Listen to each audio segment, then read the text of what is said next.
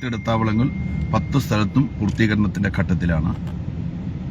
മുഖ്യമന്ത്രി 6 മണിക്ക് എത്തുമെന്നാണ് പ്രതീക്ഷിച്ചിരുന്നത്.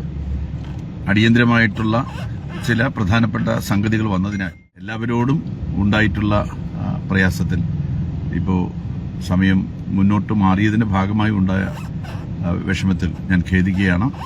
അനിവാര്യമായ ഒന്നായതുകൊണ്ട് നിങ്ങളെല്ലാവരും അതിനോട് സഹകരിക്കുമെന്ന് ഞാൻ പ്രതീക്ഷിക്കുന്നു. പ്രിയമുള്ളവരെ, ഇന്ന് കഴക്കൂട്ടം മഹാദേവ ക്ഷേത്രത്തിലെ 11 കോടി രൂപ ചെലവഴിച്ച് നിർമ്മിച്ച ഇടത്താവളം നാടിന് സമർപ്പിക്കുന്ന ചടങ്ങാണല്ലോ. ആദരണീയനായ കേരളത്തിന്റെ മുഖ്യമന്ത്രിയുടെ സ്വപ്ന പദ്ധതിയാണ് ഇടത്താവളം. ഇതുപോലുള്ള 10 ഇടത്താവളങ്ങൾ 10 സ്ഥലത്തും പൂർത്തീകരണത്തിന്റെ ഘട്ടത്തിലാണ്. മുഖ്യമന്ത്രി 6 മണിക്ക് എത്തുമെന്നാണ് പ്രതീക്ഷിച്ചിരുന്നത്.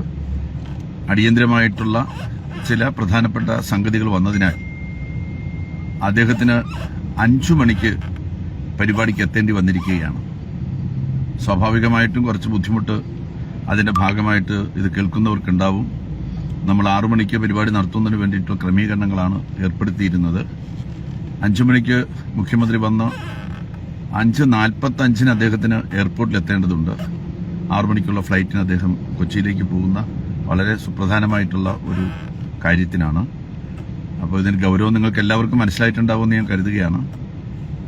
അദ്ദേഹത്തെ സ്വീകരിക്കാനും ഈ സമർപ്പണ ചടങ്ങിൽ പങ്കെടുക്കാനും 5 മണിക്ക് തന്നെ നിങ്ങൾ എല്ലാവരും മഹാദേവ ക്ഷേത്ര പരിസരത്ത് എത്തിച്ചേരണം.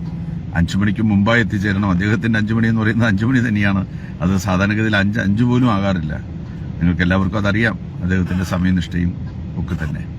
അപ്പോൾ അതുകൊണ്ട് എല്ലാ പ്രിയപ്പെട്ടവരും, എല്ലാ ഭക്തജനങ്ങളും, എല്ലാ വിശ്വാസി സമൂഹവും ഈ മഹനീയമായിട്ടുള്ള ചടങ്ങിൽ പങ്കെടുക്കാൻ 5 മണിക്ക് മുമ്പായി തന്നെ മഹാദേവ ക്ഷേത്രത്തിൽ കഴക്കൂട്ടത്ത് എത്തിച്ചേരുമെന്ന് ഞാൻ പ്രതീക്ഷിക്കുകയാണ്. എല്ലാവരോടും ഉണ്ടായിട്ടുള്ള പ്രയാസത്തിൽ ഇപ്പോൾ സമയം മുന്നോട്ട് മാറിയതിന്റെ ഭാഗമായി ഉണ്ടായ വിഷമത്തിൽ ഞാൻ ഖേദിക്കുകയാണ്.